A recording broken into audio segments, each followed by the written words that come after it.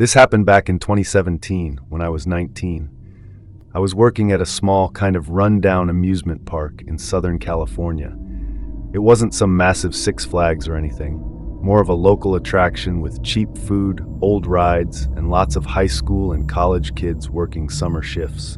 I got assigned to one of the older rides in the park, the spinning teacups, tucked away near the back corner of the park. Honestly, it was a pretty chill gig. Boring most of the time, but I liked that it was away from the chaos. Behind the ride was a little fenced-off break area for staff only. A couple picnic tables, an old vending machine, a sad-looking soda fridge, and one of those buzzing yellow bug lights overhead. It wasn't fancy, but it was a quiet place to kill 10 minutes. One night in July, I had the closing shift. Park shut down at 11, and around 10:45 p.m., we were starting to power down the rides and clear out the last few guests. After everything was wrapped, I decided to take a quick break before heading to the locker room. Just wanted to check my phone, maybe grab a Sprite from the vending machine. When I walked around the fence to the break area, I saw someone already sitting at the far table. A man in navy blue coveralls, kind of hunched over with his arms resting on his knees. At first glance, I assumed he was one of the maintenance guys. We had a rotating crew of them, and I didn't know them all by name. I gave a quick nod, said something like, "Long night," but he didn't respond. He didn't even move. It was a little weird, but not totally unheard of. People get tired. I grabbed my drink, sat down at the opposite table, and started scrolling through my phone. The whole time, though, I had this weird feeling, like a subtle tightness in my chest. Nothing dramatic, just off. I glanced up at him. That's when I really noticed how still he was.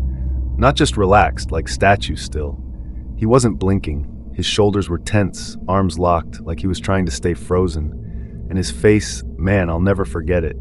He wasn't looking at anything, just staring downward, face completely blank, mouth ever so slightly open. It wasn't sleep. It was like he was waiting for something. I stood up slowly, pretending like I had to check something on my phone. As I walked away, I couldn't shake the feeling that he was about to stand up behind me, but I didn't hear a single footstep. As I rounded the corner back toward the teacups, I bumped into Mike, one of the regular maintenance guys I actually knew. He was locking up the nearby supply closet.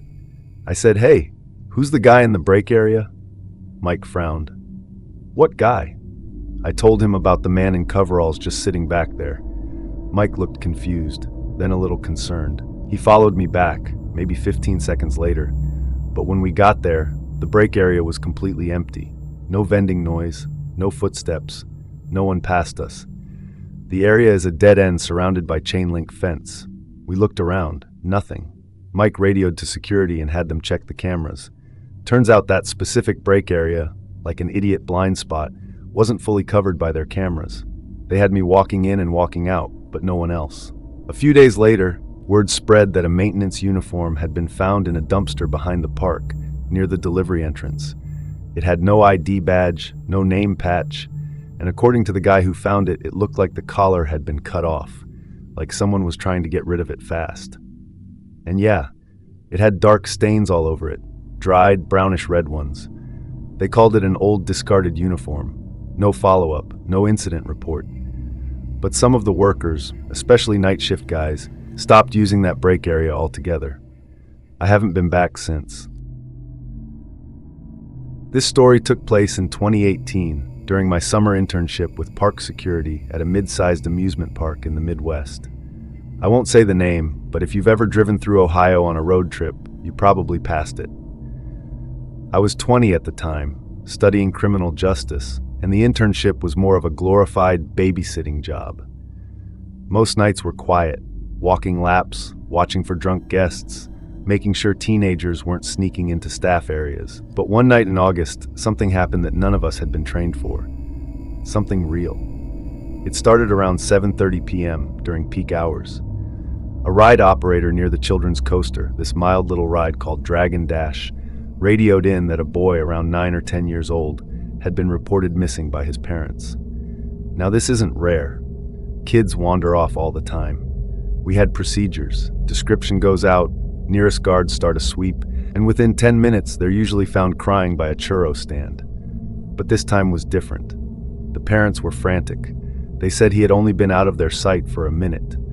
Said he was literally right next to them, eating cotton candy, and then gone. No one noticed him wander.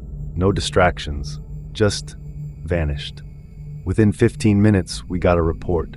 A child matching the description had been spotted near the edge of the park, walking alone near a gated service road that led into a restricted access area.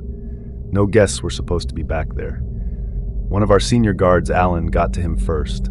He was unharmed, not crying, just confused, quiet. He said his name was Logan. Alan brought him back to reunite with his parents while I sat with them to debrief. Here's where it got weird. When asked why he went off on his own, the boy said, "A man told me my mom needed help, that she was hurt and waiting in the back. He said her name. He knew my name too." We all froze. The supervisor calmly asked what the man looked like. Logan couldn't remember much, just said he was tall, wore a hat, had a walkie-talkie clipped to his belt. He added, "He said he worked here." That immediately triggered red flags. We rushed to review footage from nearby cameras. And yeah, we saw the man. He wasn't wearing a uniform, just jeans, a gray hoodie, and a black ball cap. But he was clearly shadowing the family for a few minutes. He lingered near the fountain while they ate, walked slowly behind them toward the coaster, then approached Logan while the parents were distracted. The part that chilled me the most? He was calm, patient, not panicked, like he had done this before. On camera, he knelt to speak to Logan, then gently guided him across the walkway and down the restricted path. There was a security gate there, with a scanner for staff ID badges, and the guy used one. A real badge. Swipe, beep, open. That badge belonged to a food vendor employee, a teenage part-timer who had lost it weeks earlier. They'd filed a report, but due to some internal mix-up, it had never been deactivated. By the time we pieced this together, the man was long gone. The cameras back there only covered exits, and by the time someone checked, the guy had already left the grounds. No one saw his face clearly. No fingerprints, no confrontation. The family pressed charges, but there was nothing to work with. Police got involved, quietly. No public announcement, no press release. The park didn't want bad PR, especially during peak season. Internally, though, all security badges were reissued. New ID scans, no more verbal access codes. To this day, I think about how close that guy came to getting away with it. If Logan had walked 5 more minutes, if Alan hadn't spotted him, it still freaks me out. Because whoever that man was, he knew the boy's name, the mom's name, and exactly how to get in and out without causing a scene. That wasn't random, that was planned.